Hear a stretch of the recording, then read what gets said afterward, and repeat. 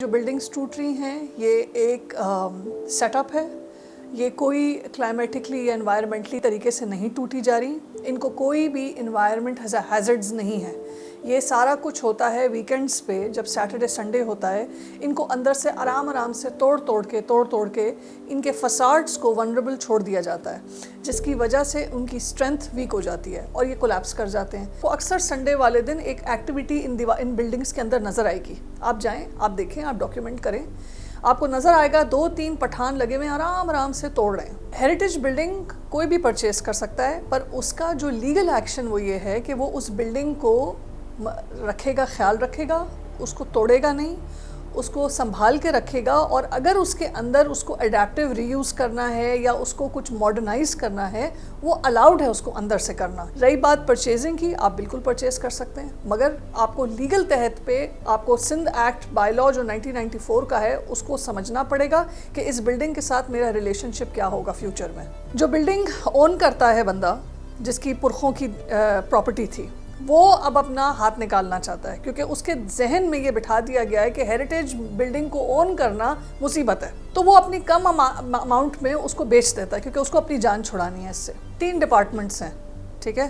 1 department is the owner. پھر second آ جاتا ہے آپ کا ہیریٹیج کنزرویشن کلچر ڈپارٹمنٹ. تیسرا ڈپارٹمنٹ تک آپ کا آ جاتا ہے SBCA.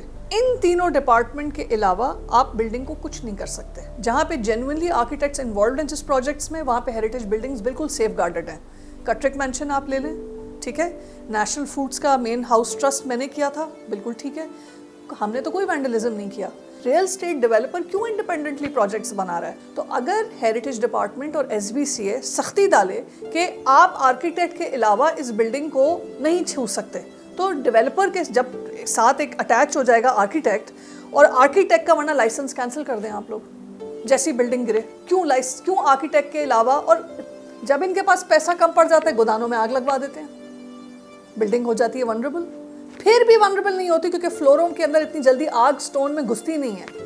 پورا ایم جنا روڈ کے اندر آپ کو یاد ہے آج سے 10 سال پہلے پوری آگ لگی تھی بلڈنگز کے اندر.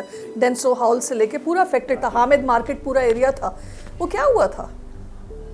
کھڑے ہمارے سامنے چیزیں بک رہی تھیں اس ٹائم. اسٹے آرڈر لگا کے پیپر لگا دینا کہ جی اب اس سائٹ پہ کام نہیں ہوگا، اس سے کیا فائدہ ہوگا؟ 10 سال وہ رک جائے گا.